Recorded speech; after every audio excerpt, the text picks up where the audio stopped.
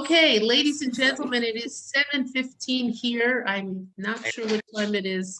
12:15 there, if I'm not mistaken, assuming you're in Toronto. So we will start. Okay, today's our last session, so I will be wrapping up a lot of things. Let me say the following. Again, a reminder, I don't do chat. I am definitely chat challenged, can't do it. I can only respond to questions at the end. Unfortunately, we don't have enough time for questions in the middle. I will try and leave a few minutes at the end of the shiur for questions, and I will be happy to stay on a little longer if anybody wants to stay after class. That sounds so, grade school. If anybody wants to stay after class to ask questions, I will have some time after, okay? Okay, so let me remind you that last week we were talking about Haman and history. I hope everybody can hear me. I'm muting everybody because otherwise the feedback, the playback is not good. You sound fine. Okay, great. So what we were talking about last time was Haman and history. And what we noticed, first of all, I think from the Psukim is fairly clear that Haman is afraid of Mordechai, and it doesn't really make sense for him to be afraid of Mordechai. Now, if we had more time, we could look at the history of Amalek in Tanakh and how Haman manifests those qualities that are Amaleki, right? And all the rest of it. But based on just the few things that we looked at, again, it seems pretty clear that Haman, rather than challenge Mordechai directly or try to kill Mordechai directly, just goes about it in as indirect a way as possible. Rather than kill Mordechai, he's going to kill all the Jewish people. Rather than set a date, he's going to use a lottery. When he is in the position really at the height of his powers, or seemingly at the height of his powers, and we would expect him to feel very confident in killing Mordechai. What he does is he comes back after he's riding high. He's after his private dinner with Achashverosh and Esther, and he has to call his friends, his wife, everybody to support him, to buff, basically puff him up and make him feel important. And then he waits for them to suggest what to do about Mordechai. So and he goes to the king for permission. Of course, it ends disastrously for him, as the whole story does. But what's very striking is his fear of Mordechai. Now, there is history here. If you take a look, let me just open that source. Hang on. This is me and that source again. Up here wait a minute. Hang on. Let me do it again. Share screen. Okay, Haman and history. Now I'm going to share it. Okay. On the page that I gave you last week, there is a discussion or there is a quotation of the source from Shmuel Aleph, in which Shmuel tells Shaul to fight Amalek. And of course, Shaul is the first king of Israel from the tribe of Benjamin. We talked about that when we talked about Esther clothing herself in royalty. And Shaul fails. Shaul is not able to completely fulfill this, really very difficult mitzvah of destroying Amalek. The question is, and this is a question which is raised both in the Midrash and elsewhere, is why was Shaul chosen to do this job? Okay, that's the big question that we're going to address here. And it becomes clearer when we explore why Mordechai refuses to bow to Haman. So let's take a look at that again. Okay, now last week we looked at Esther Rabbah, which is here, where we spent some time looking at Esther Rabbah, and we talked about what did Mordechai say to those who said, why are you violating the mitzvah of the king, the commandments of the king, to bow to Haman? And basically what he says is, this man has turned himself into an idol and to a form of worship, right? He's presenting himself as someone to worship, and Jews don't do that, right? We don't bow to that. Of course, we're not speaking in any halachic sense here. What we're really speaking about is the fact that Haman places himself above everyone else, or has been placed above everyone else. But again, why does Haman do something that why does Mordechai fail to bow to Haman as he should under the circumstances? And his answer, after he talks about Haman being an idol worshiper, or someone who has set himself up as an idol, we'll just go over this very briefly. We did this last week, is Velo od, and not only that, Ela shani isganterin shel HaKadosh Baruch Hu. I am the honor guard of the Holy One, blessed be He. Shekol hashvatim noldu bechutz haaretz, uzkeni nolad be'eretz Yisrael. Because all the other tribes were born outside of Eretz Yisrael, and my grandfather was born in Eretz Yisrael. Amarun le, they said to him, v'nemar le, should we say this to him? Should we tell, when they challenge him, should we say this to Haman? Miyad v'yagidu leHaman v'komer. Immediately they told Haman that why Mordechai was not bowing to him. Amar lon Haman. Haman said to them, Amarun le, say to him, Skeno halo hashtachave liskeni. His ancestor bowed to my ancestor. That is what it says when Yaakov encounters Esav. All of the wives, the children, bow to Esav.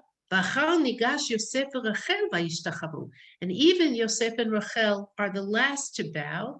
He answered them, lo nolad Binyamin. But Binyamin was not yet born. Amarin le hadahu dichtiv. They said that to him. That is what is written. Vayagidu Haman. They told Haman.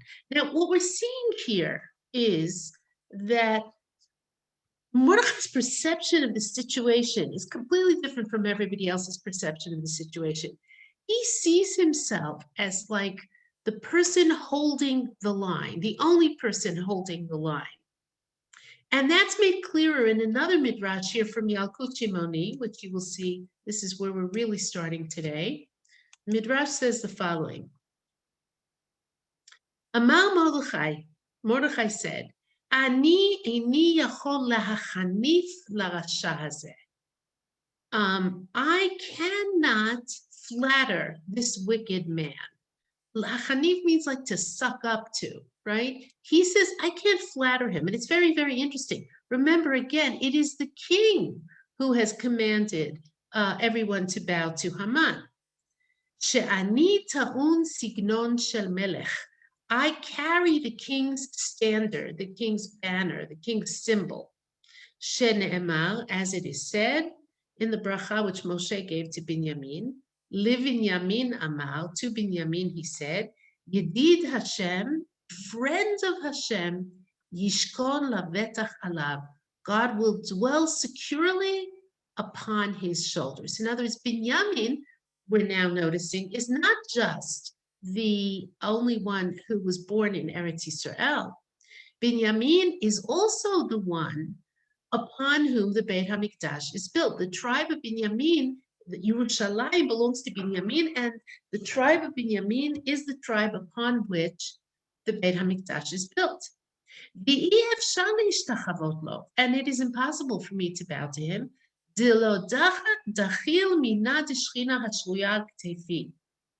Because he is not afraid of the Shekhinah, of the divine presence, which rests upon my shoulders, it should be, Ktefai.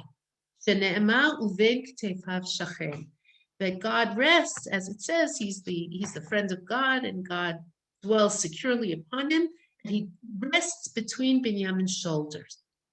Lechach ne'emar lo yichra. That's why it says he would not prostrate himself, he would not bend. Okay, so there's another another piece of the puzzle that we're being given here. The piece of the puzzle seems to be that defiance of Amalek, or the special status of Binyamin, has something to do with being born in Eretz Israel, the only one of the tribes that was born in Eretz Israel, his refusal to bow to Esav, who is, of course, the progenitor of Amalek.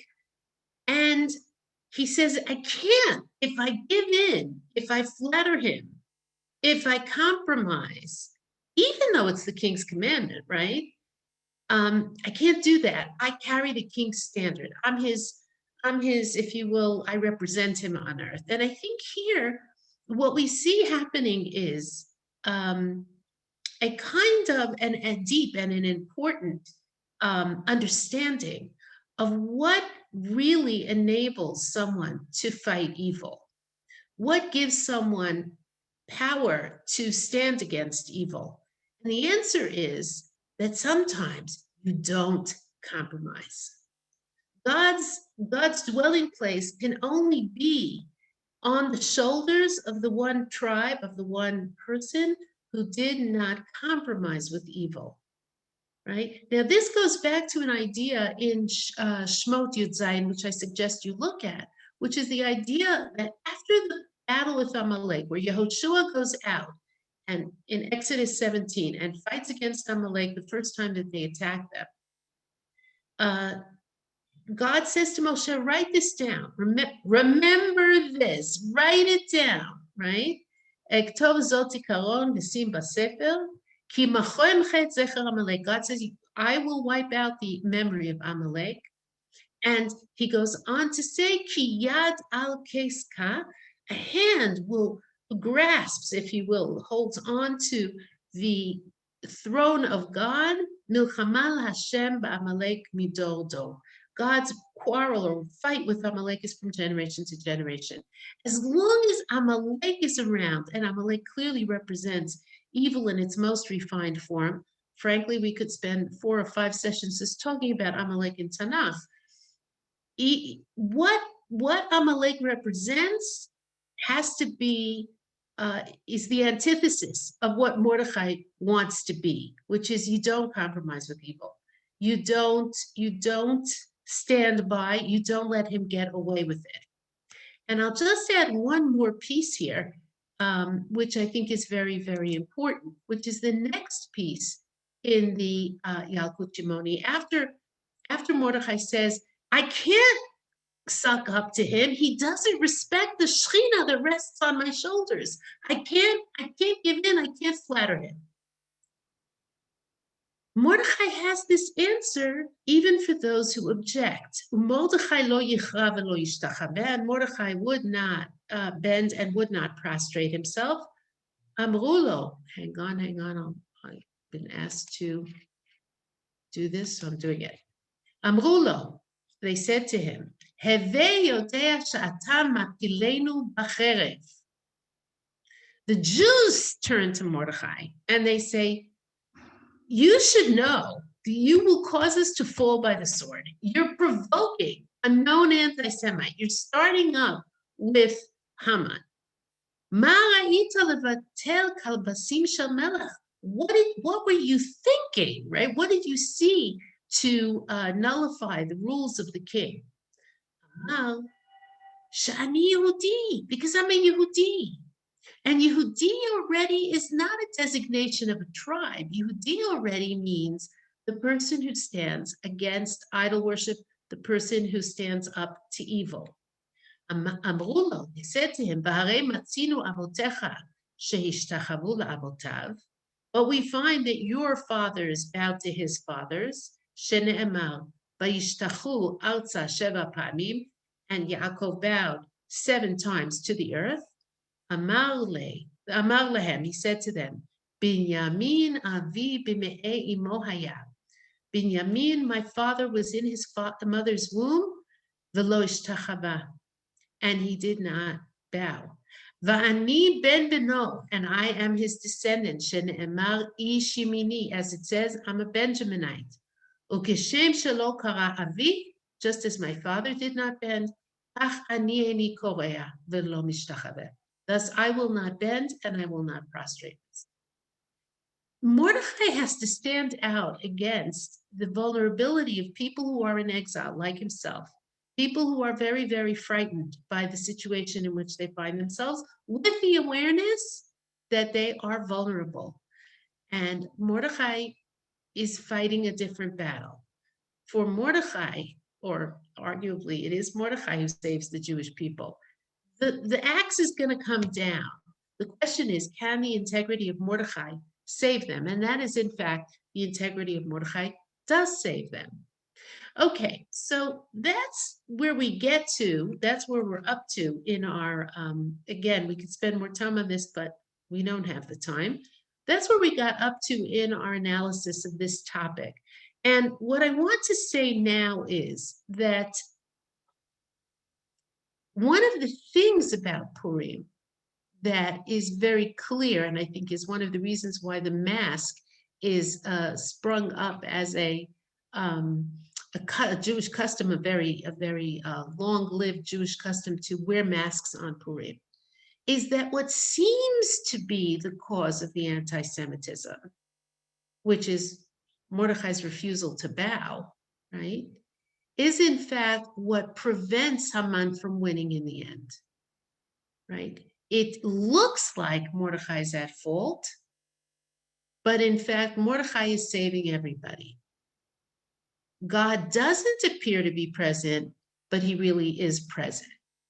And that leads us to our next, to our final question, which is, does Megillat Esther have a happy ending? Okay, this is a biggie. Does Megillat Esther have a happy ending? And the answer, as I think you will discover, is it depends what you mean by a happy ending. Okay, so let's think about what's going on here. After the whole story where Mordechai and Esther basically expose, or Esther exposes Haman, she sort of tricks Achashverosh into changing sides and coming over to the side of the Jews. And the ring is removed from Haman's hand and given to Mordechai, and like if this were how shall I put this? If this were a Hollywood production, maybe they have done stuff like this, it would end with a big party and lots of people dancing, and it's very cool and very wonderful. But in fact, what happens is a number of things. First of all, we get this sort of strange statement in Perek Chet. This is one of the psukim that we read out loud, which, like I said, I never understood as a kid. It always bothered me. But after it's like, ta-da, right? What happens? Mordechai, hang on. Mordechai yatsa milifnei hamelech belvush malchut, and Mordechai went out from before the king in royal garments. תכלת וחור ועטרת זהב גדולה, pale blue and white, and a great big golden crown. תכריך בוץ וארגמן. I think that word תכריך is kind of interesting, but a wrap of linen and purple. והעיר שושן צהלה ושמחה.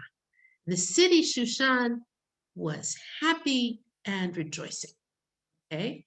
ליהודים הייתה אורה ושמחה וששון בעיקר. To the Jews, there was light and joy and happiness and preciousness. Okay. What does the Gemara in Megillah say here? The tractate Megillah and the Gemara. ליהודים הייתה אורה ושמחה וששון בעיקר. אמר רבי יהודה, Rabbi Yehuda says, many of you are familiar with this Gemara, Ora zo Torah. Light, the Jews had light. Light means Torah. Okay? V'chein hu omer, kiner mitzvah b'Torah or. As it says in Mishlei, the mitzvah is a candle and the Torah is light.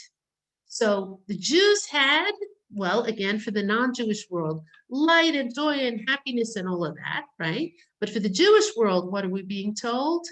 The Jews had Torah, okay? Simcha, happiness, ze yom tov, that is holiday, that's celebration. V'chein hu omer, that's what it says. V'samachta b'chagecha, you shall rejoice in your holiday. Sason, joy. Zo milah, this is circumcision. V'chein hu omer, sas anochi al imratecha, as it says in Tehillim, I rejoice over your words. V'yikal, and preciousness or value. Elu tefillin, this is tefillin. V'chein hu omer yakal, something that's precious. V'ra'u kol amei haaretz ki shem Hashem nikra alecha v'yar'u mimeka. And all the family or the nations or peoples of the earth will see that the name of God is called upon you and they will fear you. V'tanya Rabbi Eliezer HaGadol omer, Rabbi Eliezer HaGadol says, Elu tefillin shebarosh. This is the tefillin that you wear on your head. Okay, so the first thing that we're told here is we're told a sort of weird, what was Mordechai wearing on this occasion? It's a report from Gentleman's Quarterly or something. It's like a little weird. And then we get this very spiritual description of the joy, the rejoicing, the happiness, the light, all of this, which is seen in very spiritual terms. And what's very striking here and very, very important here is that the Gemara, the Megillah the text is in a subtle way saying the miracle of being saved, the very hidden miracles, because remember the story takes place over 9 years, right? The miracle of being saved from extermination creates a religious revival. The Jews before this did not have Torah and Yom Tov and Brit Milah and Tefillin. They were not engaged in or emotionally involved in those mitzvot or those things. You could argue that they were sort of on their way out, they're in Shushan, it's a multicultural society, a lot of Jews assimilated and a lot of Jews left. And we know that from Ezra and Nehemiah, when a lot of people came back in the return to Zion, they brought non-Jewish wives and children with them. You take a people out of their land, you scatter them across the globe, what happens? They leave, right? But no, this moment, which is symbolized by Mordechai's clothing, is a moment of religious revival. Okay, let's go back to our sources again. And what does it say? We're back in Esther. We're back in the actual text. Okay, in the Megillah.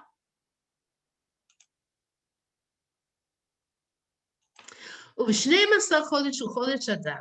12th month, which is the month of Adar, on the 13th day,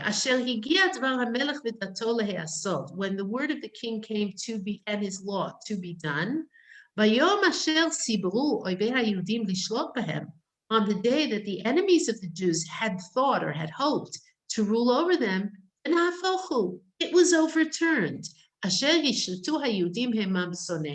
The Jews ruled over their enemies. The Jews gathered in their cities in all of the provinces of King Achashverosh, to send forth their hands against those who sought their evil. And no man stood before them, because their fear had fallen on all the peoples. Now, I just want to point out something here, because this is really, really important. Their fear had fallen upon all the peoples. Is this going to last? I think there's a sort of hint here that it might not. Because as long as you're afraid of the Jews, you're not going to persecute the Jews. What happens when you stop being afraid of the Jews? What's going to happen then? It's sort of a subtle hint being dropped here. I think that this is not the happy ending final solution and everybody lived happily ever after. In multicultural Shushan, the place where it's fun to be a Jew, No, this isn't what's happening here. Let's go on. וכל שרי המדינות החשטלטנים והפחות ועושי המלאכה אשר למלך, and all the ministers of the provinces and the various local rulers and the satraps and the people who did work for the king, מנשאים את היהודים, were elevating the Jews. כי נפל פחד מרדכי עליהם, because the fear of Mordechai had fallen upon them. Once again, if Mordechai is not here, will they still be afraid? What happens when the administration changes? Think about Yosef. Yosef is the hero of Egypt until a new generation arises, and there's a king who does not know Yosef. There's a sort of subtle hint here. Let's go on. Ki gadol Mordechai b'veit hamelech, because Mordechai was great in the house of the king. V'sham'o holech b'chol hamdinot, and his fame went in all of the provinces. Ki ha'ish Mordechai holech v'gadol, because the man Mordechai was going and becoming greater. Mordechai gets increasingly important. His star is shining, his star is rising. And once again, I think there's a parallel here to Yosef. And then we get a very, very fascinating midrash. One of the things that we've talked about to some extent is the degree to which clothing is associated with the story of Mordechai and Esther, as it is with the story of Yosef. We spent a little bit of time talking about how clothing sort of marks out the Jew in Galut, and it can be put on, it can be taken off. And here the Midrash says something absolutely mind-blowing. I have to say, when I discovered this, I was totally blown away. In Bereshit Rabbah, it's actually, the Midrash starts out by talking about Abraham, about how his name went out to the nations. And the Midrash says the following. What does that mean, that your name goes out to the nations, right? How does that happen? So the Midrash says, Arba'ahem, there were 4 people, sheyatza lehem monitin ba'olam, that their minting went out into the world. Let me explain. In modern Hebrew, the word monitin means reputation. It means it's a Greek borrowing, and it actually, the original meaning is a minting. In other words, when you mint coins, that's where the word minting comes from, for making coins. You stamp out coins, you've minted them. And monitin is your coins circulate. Money circulates, right? You could end up with a coin from, you pick up a handful of change and you say, where did this coin from Brazil come from? But somehow money circulates. And so too with people who make their own minting. In the ancient world, there were many private banks, and a sign of power, either political or economic, was that people made their own coins. People who could afford to make coins made their own coins, and their coins circulated. So there were 4 people who made coins in the world. One of them is Abraham, one is Yehoshua, one of them is Mordechai. How do we know this? Gadol Mordechai b'veit hamelech, because Mordechai was great in the house of the king. V'sham'o holech b'chol hamdinot, and his reputation went out to all of the provinces. How did that happen? Yatzalo monitin. His minting went out into the world. Now, think about what's on coins, okay? There's the Washington nickel. I think it's a nickel, I forget. Is it Washington on the quarter? I don't remember. But you have, and certainly when we look at ancient coins, right? On one side of the coin, you have the face of the ruler, right? You have symbols on coins, right? The way that, for example, later in the medieval period, people had a coat of arms, right? Something that symbolized them. So too here, a minting of a coin was something that sort of symbolized you or showed who you were. What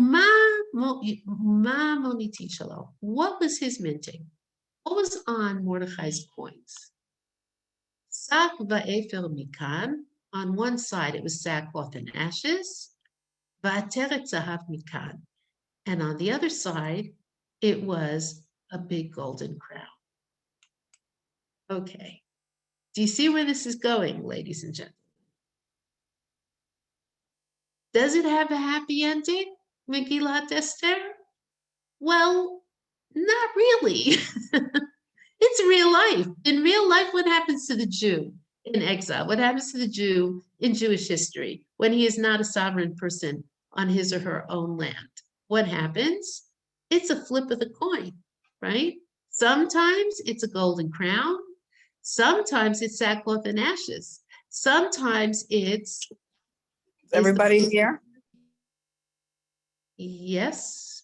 Sometimes it's Yosef is the prime minister of Egypt, and a generation later, his descendants and those of his brothers are slaves, right? It's sackcloth and ashes is one side of the coin. It's a big golden crown is the other side of the coin. So yes, there is a happy ending in the sense that right now we get a happy ending. Again, not for all of the individual people in the story. For one thing, Esther is trapped in the palace of the king. For another thing, there was a war that was fought. I presume some Jews died. Certainly a lot of other people did. It wasn't, a picnic, okay?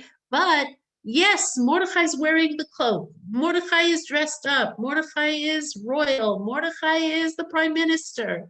The Jews are on top right now, and it can flip at any time. Okay, so let's go back to our sources here and keep reading. Okay, now the rest of Megillat Esther pretty much talks about, let me just see, yeah. The rest of Megillat Esther pretty much talks about the way in which the holiday of Purim was institutionalized as part of Jewish history. Okay, so let's take a look now. We're in Esther 10. We're in the 9th paragraph, toward the end here. And we're going to look at the last paragraph as well, which is sort of interesting. Okay. Hang on. By the time, ladies and gentlemen, I learned how to use the technology of Zoom, this epidemic should probably be over. Okay. ויכתוב מרדכי את הדברים האלה, and Mordechai wrote these things, וישלח ספרים לכל היהודים, and he sent writs, he sent letters to all of the Jews, scripts to all of the Jews, אשר בכל מדינות המלך אחשוורוש הקרובים והרחוקים. But all the Jews who were in all of the provinces of King Achashverosh, the near and the far.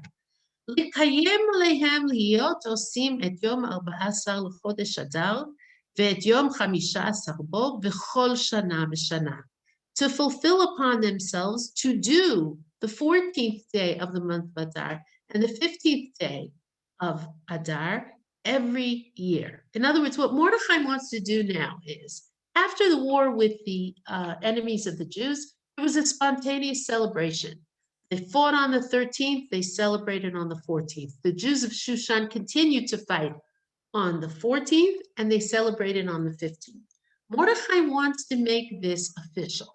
He wants to make it a fixed celebration year after year. And the question is why, but let's keep reading. Kayamim asher nachu bahem hayudim me'oivehem, like the days that the Jews had rested from their enemies, v'chodesh asher nehepach lahem miyagon l'simcha, and the month that had turned for them from suffering to joy, ume'evel yom tov, and from mourning to celebration, la'asot otam yemei mishteh v'simcha, to make them days of feasting and joy, umishloach manot ish l're'ehu, and the sending of portions, each man to his friend, umatanot le'evyomim, and gifts to the poor. Okay, so I want you to take a minute now, everybody, and think about this. We had that discussion at the beginning of Megillat Esther. What's wrong with Megillat Esther? And the debate between Esther and the men of the Great Assembly, should this be written down or not written down? Will it cause jealousy? Will it not cause jealousy? Should the holiday be fixed? Should the holiday not be fixed? The Talmud is picking up on the question that is raised here toward the end of the book, right? He wants to make this permanent. And there are all sorts of problems with that. One of the problems is political. How is this going to look to the non-Jewish world? One of the problems is, how do you add new mitzvot to the Torah or make an obligation that didn't exist before? Okay. But that's what he wants to do. And here I'd like to focus on what are the mitzvot. He talks about Mishteh and Yom Tov, right? Making a feast. He talks about Mishloach Manot, which is sending portions of food to your friends, right? Matanot Levyonim, which is gifts to the poor. And we also know that he's going to mandate, because he's going to write this down, the reading of the Megillah. So the reading of the Megillah we kind of get. But as my kids would say, Ma kesher, what's the connection? What is intrinsic about Matanot Levyonim, gifts to the poor, and Mishloach Manot, sending gifts of food to your friends? What's the connection between that and Purim? We're gonna have to come back to that. So let's go back to our source, and I believe there is an intrinsic and a deep connection between this, but let's keep going. Okay. Pasuk Chaf Gimel, here we are. V'kibel haYehudim et asher hechelu la'asot. I just want to point out the grammar here. The Jews received or accepted, but it doesn't say kiblu. It doesn't say it in the plural. It says it in the singular, right? The Jews accepted that which they had begun to do, right? The celebration, which they had started with. And that which Mordechai wrote to them, which, if you think about Jewish history and Jewish people, and you think about the state of Israel or any Jewish neighborhood, is pretty remarkable. I mean, Mordechai has persuaded people to accept this idea. Why? Because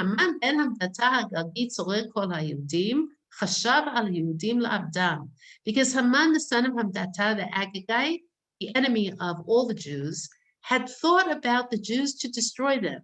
And he cast lots, a lottery, to wipe them out, to destroy them. And when she came before the king, he said that with the scroll, his evil thought that he had thought about the Jews would be recalled al rosho, onto his head. It would rebound onto Haman, v'talu otov et banav al ha'etz, and they hanged him and his sons on a tree. Al ken kar'u layamim ha'ele Purim. Therefore, they call these days Purim, which means lotteries. Al shem hapur, because of the lottery. Al ken al kol divrei ha'igeret hazot, and on this letter that Mordechai sent out, Uma ra'u al kacha uma higia alehem, and what they saw about this and what happened to them. Kiemu v'kiblu haYehudim alehem ba'al zaram. This is the important part, ladies and gentlemen. The Jews fulfilled and accepted upon themselves ve'al zaram, and on their descendants, ve'al kol hanilvim alehem, and to all who would join them, meaning converts to Judaism, ve'lo ya'avor, and it would not be violated, lihiyot osim et shnei ha'yamim ha'ele kichtavam v'chizmanam, to do these 2 days as they were written and in their time, b'chol shana v'shana, each and every year. V'hayamim ha'ele nizkarim v'nasim b'chol dor v'dor, and these days are remembered and performed, are done, in each and every generation, mishpacha u'mishpacha, family to family, medina u'medina, province to province, v'ir v'ir, and city to city. V'yimei ha'purim ha'ele lo ya'avru mitoch ha'Yehudim, and these days of Purim will not pass from amongst the Jews. V'zichram lo yasuf mizaram, and their remembrance will not end from their descendants. Okay, why? Why did the Jews agree? And by the way, and when we read further, we will see that Mordechai turns out to be mostly popular, but not entirely popular. There's still plenty of people who are mad at Mordechai. What's going on here? Why does Purim become so central? So central, by the way, that if we go down to the next source here, we'll come back to Shabbat Pei Chet. We get the statement in the Yerushalmi, which is mind-blowing, and it is accepted as halacha. It's in the Rambam. This is the statement. Rabbi Yochanan Reish Lakish, Rabbi Shimon ben Lakish, Rabbi Yochanan and Reish Lakish had talked about this. Rabbi Yochanan Amar, Hanevi'im v'Ktuvim atidin libatel. Rabbi Yochanan says the prophets and the scriptures in the future will be canceled. That is to say, they will not be relevant anymore. Or perhaps it means something like, we won't read them anymore. Don't worry, they won't be thrown out, but atidin libatel, they will be canceled. The Chamisha Sifrei Torah einan atidin libatel. But the 5 books of the Torah will never be canceled. Ma ta'ama, what's the reason? Because as it says in Deuteronomy, Kol gadol v'lo yasaf. The voice of God was a great voice and it will never end. Then we get the following very strange statement. Rabbi Shimon ben Lakish Amar, Rabbi Shimon ben Lakish said, Af Megillat Esther v'halachot enan atidin libatel. Even Megillat Esther and Torah Sheba'al Peh, the oral Torah, in the future will not be canceled. Ne'emar kan kol gadol v'lo yasaf. It says in Dvarim, a great voice that will not end. The Ne'emar lahalan, and it says in Esther, v'zichram lo yasuf mizaram, and their remembrance will not end from their seed. There is a parallel discussion of this also in the Bavli. Here it's, I think, a little more explicit. But what's very, very clear is, and I didn't write this one down, by the way, ladies and gentlemen, in the same Gemara that I quoted in the Yerushalmi, there's a statement that is positively mind-boggling. I didn't write it down because I don't have time to explore it with you, but I'll tell it to you. It's a few lines above what we read. It says, Megillat Esther was given to Moshe at Sinai, but ein mukdam u'muchar b'Torah. But there is no chronology. There is no earlier and later in Torah, which is, whoa, right? The Megillat Esther was given to Moshe at Sinai, but it wasn't written down then because there's no chronology in the Torah, right? It's an argument that we see elsewhere about dyschronology or non-chronological ordering of parshiot in the Torah. What? What's going on here? What can that possibly mean? So I think the resolution of this is in the last source that we're going to look at together, and then I want to tie it up and see if we can make it coherent. I believe it is coherent. This is Gemara that many of you may be familiar with also. It's Shabbat Pei Chet, Amud Aleph. It is an exploration of the problem of Matan Torah. Hang on, it says like this. In Shmot, it says, Vayityatzvu b'tachti tahav. At the giving of the Torah, they stood under the mountain. That's how you read it literally. It really means at the foot of the mountain, but you could read it as they stood under the mountain. Amar Rab Avdimi bar Chama bar Chasa. Milamed, this teaches us, Shekafar HaKadosh Baruch Hu Alehem et Hahar Kigigit, that the Holy One, blessed be He, lifted up Har Sinai, the mountain, right, like a barrel. V'amar lahem, and He said to them, Im atem mekablim haTorah mutav. If you receive the Torah, fine. V'im lav, and if not, Sham tehei kuratchem, there will be your graves. Meaning, if you accept the Torah, we're good. If you don't accept the Torah, you're dead. Okay, that's what Rav Avdimi bar Chama bar Chasa says. Amar Rav Acha bar Yaakov, so Rav Acha bar Yaakov says, Mikan moda'a rabba la'oraita. From here, we could have a great objection to the Torah. I'll explain what that means in a minute. Amar Rabba, Rabba said, Afal pichen, even so, Hadu kibluha b'yemei Achashverosh. They received it again in the days of Achashverosh. Dichtiv, kiyamu v'kiblu haYehudim. The Jews fulfilled and accepted. Kiyamu ma shekiblu kvar. They fulfilled that which they had accepted already. And I think you must notice, must have occurred to you, kiyamu v'kiblu sounds a lot like na'aseh v'nishma. We will do and we will listen. Okay, what's going on here? Okay. According to the Gemara in Shabbat, when God gives the Torah at Sinai, it was not exactly a volitional thing, right? Contrary to other midrashim, and there are other midrashim, we can't reconcile other midrashim. What happens is God gives the Torah at Sinai. They stand under the mountain. He lifts the mountain up over their heads like a barrel, and he says, either you keep the Torah or you're dead. Okay?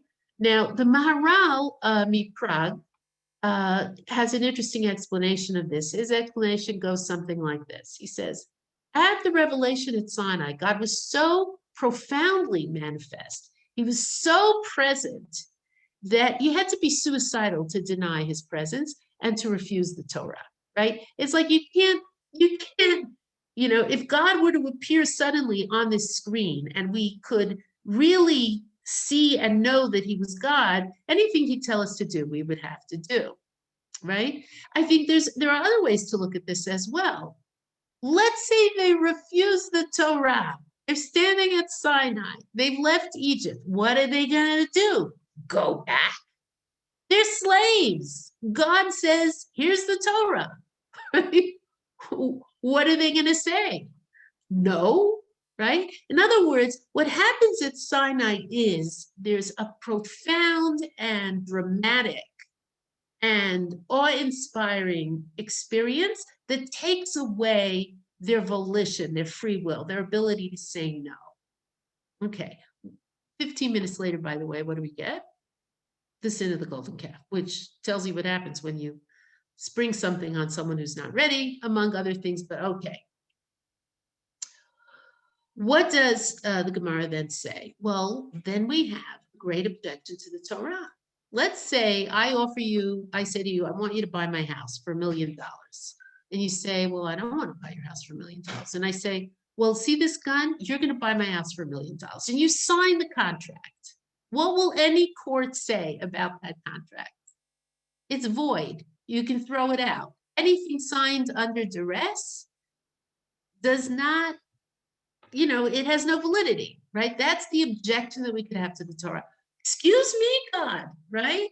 You gave me the Torah. You make me keep it, right? But let's face it, you didn't give me a choice, right? That nice midrash about God going around to all the nations of the world and asking, do you want the Torah? And they say, no. Do you want the Torah? No. And we say, yes. It's not so simple, right? We didn't get to say no. We had to say yes. What's the conclusion of the Gemara? The conclusion of the Gemara, I want to quote the person who says it, because he certainly deserves a quote here. Rava says, even so, they received it again in the days of Achashverosh. What does that mean? It means that at Purim, there was no big fat miracle. You had the slow development of a boring historical story, which told very well in Megillat Esther. It's a cliffhanger, believe me. But I know that because I taught it once to a group of Ethiopian students who had never heard it before. They were on the edges of their seats. It's just an incredible, incredible story. But you have the slow development of a story that takes place over a long period of time. It starts in the 3rd year, it ends in the 12th year. All kinds of things happened in those years, right? All kinds of things, some good, some bad. People had personal lives, they had babies, they got a job, they paid bills, they had a fight with their mother-in-law, right? People had lives, right? When you tell the story in the space of 45 minutes on Purim night and Purim morning, it looks completely coherent. But when you were living it, did you know how it was going to end? Did you see the coherence of the story? No. Was there even a miracle? Arguably, what could someone have said? That was no miracle. We had a lucky escape because the queen turned out to be Jewish. The name of God doesn't appear in this story. There's no splitting of the Red Sea. There's no manna. There's none of the miracles that happen when we leave Egypt. It doesn't happen. God doesn't thunder from the sky, right? But what do the Jews say? You know what, Mordechai? Mordechai says, I want you to recognize the hand of God in history. I want you to see the hand of God in history, commemorate the hand of God in history, and recognize that these 2 days of spontaneous celebration are the result of a historical process where God was there every step of the way. And I want to link it to obligation. And I want to link it to further mitzvot. And I want to make it something that never goes away. And amazingly enough, given that everybody who accepted it was a Jew, what did the Jews say? Yeah, we're going to do it. Because what do the Jews do at Purim? They make their covenant with God again on the basis of the presence of God in history. And that's what God wants. God doesn't want to force us to accept the Torah under pain of death. What does he really want from us? To freely choose our covenantal relationship with him. He doesn't want the mountain held over us like a barrel. He wants ani lidodi v'dodi li. I am to my beloved, and my beloved is to me. And this is a turning point in Jewish history, because at the end of the 7 years of exile, they could have said, listen, you kicked us out, God. You divorced us. We're not in Israel anymore. We're not going to take Torah with us. We're not going to be faithful. We've had it. We're finished. And what do the Jews do? They make a commitment to see God in history. And by the way, then we're really, really stuck. Because if you choose to see God in history, you can't escape it. He's there inescapably all the time. The covenantal relationship becomes volitional. And this is what I tried to explain when I talked about the difference between the pagan mindset, which is rooted in power and sees the gods as adversarial, cruel, dysfunctional, vicious, and all of those things. And the Jewish relationship with God, which is, we believe ultimately God is benevolent. He loves us. He communicates with us. He rewards us when we're good. He punishes us when we're bad because we have a relationship, because that's what it's about. And all of the mitzvot of Purim are mitzvot of relationship. That's what it's about, right? Mishteh, to sit, to celebrate in an act of communion with your friends and your family, to sit together and eat together a celebration, a celebratory meal, right? The Jews may not ever all be back until Mashiach comes back in their own land. So what do you have to do? You've got to send each other gifts of food. Why? Because you've got to keep those lines open. You've got to create community. And creating community also means taking care of the poorest, the weakest parts of your society. That's what you have to do. You have to give gifts to the poor. And when you read the Megillat, you are choosing to put God into the story. You're choosing to see it not as a collection of random events, but as an act of faith and love. And as I said, I don't think it's an accident that the salvation of the Jewish people comes because of the love and trust between 2 individual Jews, Mordechai and Esther. It's a reflection of the larger relationship of God and the Jewish people. So does Megillat Esther have a happy ending? Kind of. But it has more than a happy ending. It has a true ending in the sense that, let's look at the last piece. It's real life. Perek Yud is the one, the very last words of Megillat Esther is the thing that really is striking here. The story does not end with a big Hollywood bow out dance number or something. It ends with the following words. Vayasem HaMelech Achashverosh mas al haaretz v'yeh hayam. King Achashverosh put taxes on the land and the islands of the sea. V'chol ma'aseh tokvo gvurato farashat gedulat Mordechai asher gidlo HaMelech. And all of the deeds of his power and strength and the story of the greatness of Mordechai that the king elevated. Are they not written in the book of Chronicles of the kings of Media and Persia? Because Mordechai the Jew was prime minister to King Achashverosh, and great among the Jews, here's the big word, and desirable lerov echad, to most of his brothers. Doresh tov la'amo v'dover shalom l'chol zaro, seeking good for his people and speaking peace to all of his descendants. If it were a Hollywood story, we would not be ending with taxes and internal communal politics. We would not be ending with, and by the way, life goes on. Life goes on, right?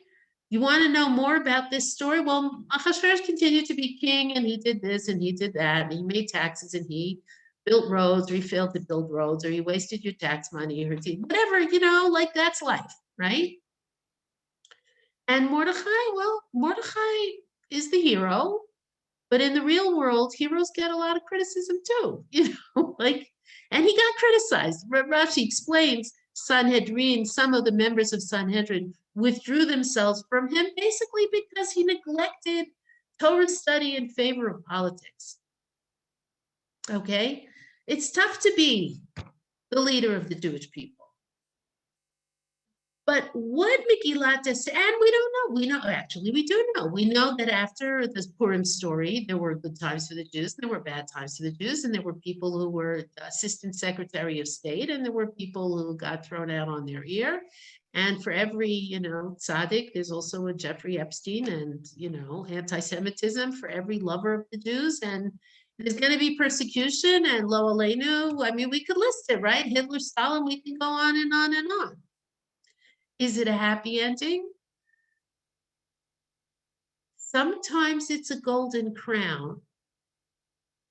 And sometimes it's sackcloth and ashes. But always we have a relationship with God. Always. We chose this. This is our marriage, right? This is the marriage that we have with God. It's a freely chosen marriage. It wasn't imposed on us. And the Jewish people as a whole continue to be faithful to God. Individuals, not, maybe, everybody to whatever degree. But it's life. It's up, it's down. It's power that can be removed like a cloak. It's a ring that can be passed from the enemy to you, and then from you to somebody else. Okay, I will stick around now to take questions. A very wonderful Purim, and Be'ezrat Hashem, next Purim we'll be celebrating openly, happily, in big groups, instead of, in isolation and stuff like that. And everybody stay well, and that's it. Okay. Thank you. You're very welcome. Thank you very much. You're Thank you. very After the welcome. meeting. Thank What? you. Excellent. Thank you. Thank you. Okay. Simi? You Yes, inspiring. I have a couple of questions here. I'm sticking around if anybody wants to ask questions. I Thank do, you, if that's Simi. okay. Thank you. A pleasure, a pleasure. It's one of my favorite things to teach. It's If Jewish. it's okay, sorry. Yeah, sure. So first of all, the word I thought of when you said the less happy ending is sustainable. The Hollywood ending is less sustainable. and It's not real. It's not real. more sustainable. The two sides of the coin reminded me very much of Gamze Yavor, and the Yeah. stories make me something that's make me happy when I'm sad and sad when I'm happy. But you see in that story, in the story where Shlomo has the ring and he looks at it in Gamze Yavor, that's his personal, it's not about the destiny of the Jewish people. It's his personal reminder that, yeah, you're the king, but you're also, life isn't going to be perfect. Yeah. Emet. One of the times I was saying rounds of Nishmat Kol Chai, which I've done many times, if you say Edot Mizrach and sometimes Nusach Sfard and sometimes Ashkenaz, depending on what siddur you have with you at the time, and it's Mehulal Berov Hatishbachot in the other, not in the Ashkenazi Nusach. And I always thought, how can Hashem be praised in Rov Hatishbachot? That's even worse than Mordechai being right, finding favor in the eyes of most of his things, unless Rov means like abundance. And then it gives a different spin on it. I don't know. I'm just asking because I took it from the Rav Hatishbachot, which right away jarred and right away reminded me of this pasuk. Yeah. And I thought maybe it means shefa, like harbe, like Rav, like a lot. Maybe rather than majority of. Yeah, which is sort of like a little sticking it to him. Right. Thank you very much. You're very welcome. Were there other questions? Yes. What happened after the Megillah? What did the Jews? The second temple was built. Did they make Aliyah? No. Majority didn't. The majority didn't. Jews living in Babel. Right. The majority of Jews did not make Aliyah. They stayed in the Galut. The majority stayed in Galut, but there was a second temple. And that's also fascinating. Chagai, Zechariah, Malachi, Ezra, Nehemiah, to learn those, learn those books in the context of Jewish life was forever changed. Second temple period was not the first temple period. Jews, there was, yeah. No, we're still waiting. We're still waiting. What? What did you say, Chava? And even the Jews who came. Yes, it wasn't too easy. No. The Aliyah, Shivat Zion, the return to Zion after the 70 years was terrible. People were starving. I mean, it was bad news. Yeah. Very complex. Okay. Yes, there was another question here. So to celebrate Purim, it's really not something that was in the Torah because it comes after, right? Yeah. So then it's sort of like when they decided to commit themselves under covenant again to God, then it's really like not really like a happy ending, but like a beginning again. I think it is, I'm going to use a marriage metaphor here. Okay. When you get married, right, you have no idea what you're committing to. No, you don't. Right? You have no idea. You get married, right? And it's like fun, exciting. I mean, I hope, right? You want to do it. Where's the real work of marriage? When do you know whether you have a marriage? When you really have a marriage? When, I don't know, 40 years later, you're still in lockdown together and you haven't killed each other. That's good, right? Yes. Yeah. So it's interesting. Rav Fisher who's a big time chacham here in Eretz Yisrael, wrote a very interesting sefer of machshava, of Jewish philosophy, and he talks about that the custom is, he quotes from a halacha sefer, that the custom is that during an engagement period, you give gifts. And someone who doesn't give gifts is really not fulfilling his or her obligation to, make the relationship. And he says, and it would appear when you're engaged, that's the time of the greatest happiness in the relationship. You're dating, you're engaged, you're in love, you're right. He says, but no, The real experience of marriage, the true joy of marriage, is after that shiny, happy part, when you're in a real relationship and there's ups and downs and there's a renewed commitment. I'm thinking again of the fact that, what does the Midrash say? The enemies of or Haman's friends, right? The people who are questioning Mordechai say to him day after day, why aren't you bowing to Haman? Yosef is the wife of Potiphar, tries to seduce him day after day. That's the test of the Jew in Galut. That's the test of the Jew in a state of exile. You have to make a commitment day after day. And I think I told you this story.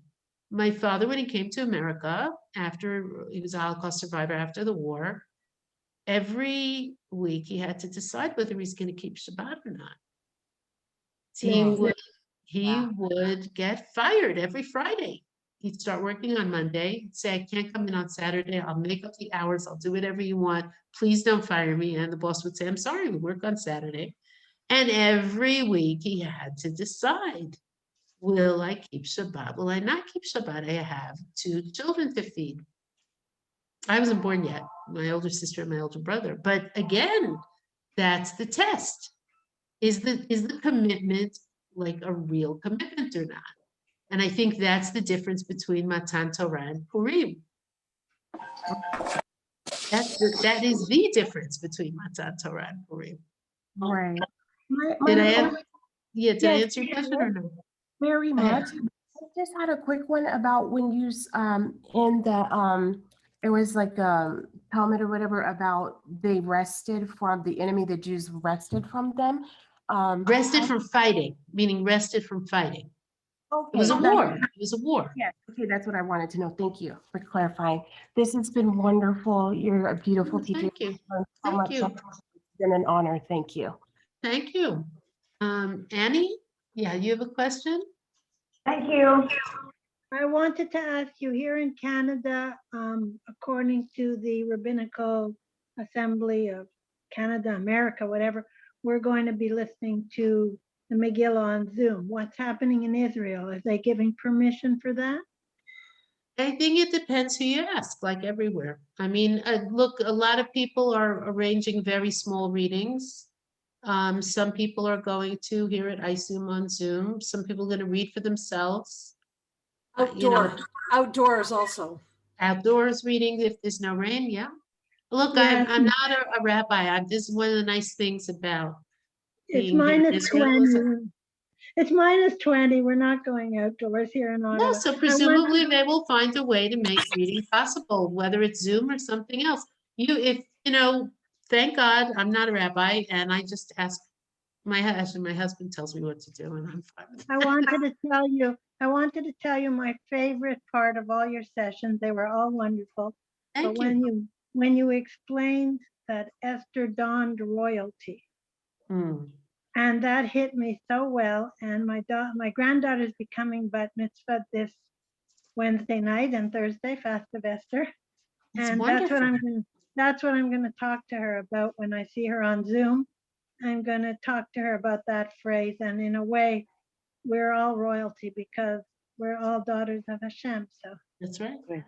Hi. thank you. Thank you. Thank you. Pleasure. Thank you so much. My husband and I enjoyed it tremendously. Thank you. Esther and Achashverosh's son was Koresh, who Yes, allowed them according to the build, Torah. allowed them allowed to them build to- the Beis Hamikdash. So would you consider that the happy ending?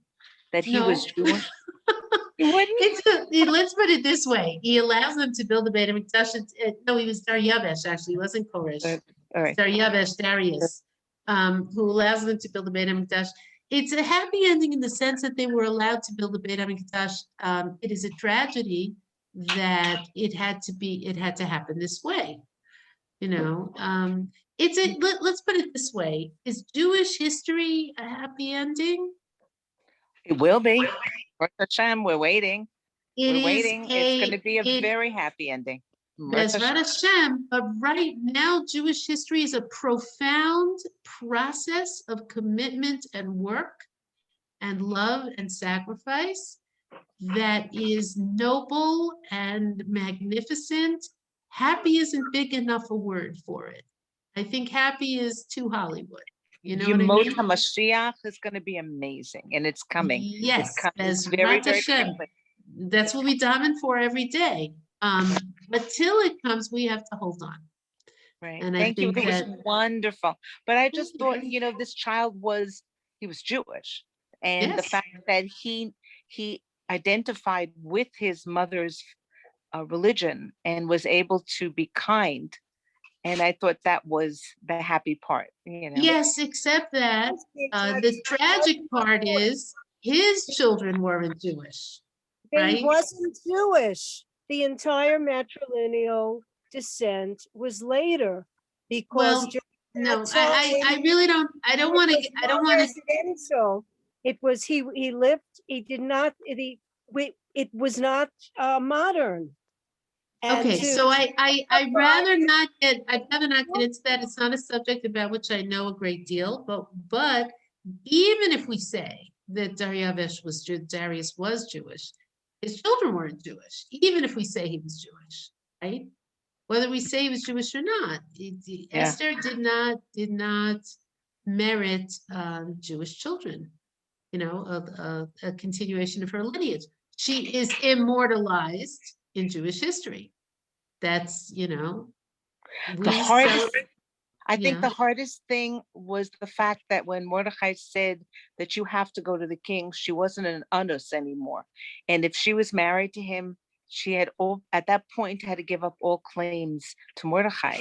And I think that's the greatest tragedy of the whole Megillah, that she sacrificed her own personal happiness for Klal Yisrael. And I think that's really Yes, and the I biggest.